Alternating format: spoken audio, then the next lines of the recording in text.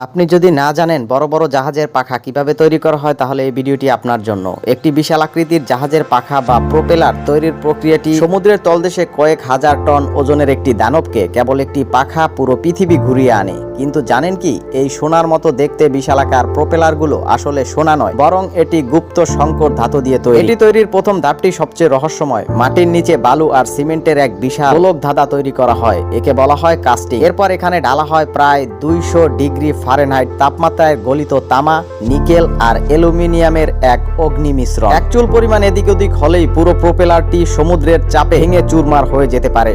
ছাঁচ থেকে বের করার পর শুরু হয় আসল জাদু। আপনি কি জানেন এত বড় লোহার পাখাগুলোকে হাতে পলিশ করা হয় বছরের পর বছর পানির নিচে প্রেসার সহ্য করার জন্য।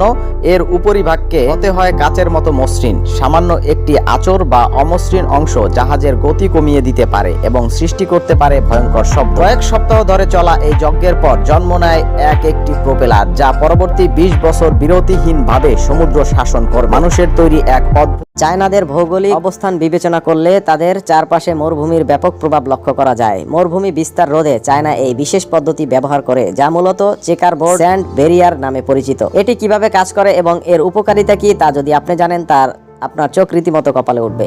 মরুভূমিতে প্রচণ্ড বেগে বাতাস বয়, যা বালুকে উড়িয়ে নিয়ে জনবসতি বা কৃষি জমিতে ফেলে। এই গ্রিডগুলো বাতাসের গতিবেগ মাটির কাছাকাছি নামিয়ে দেয়, ফলে বালু আর উঠতে পারে না।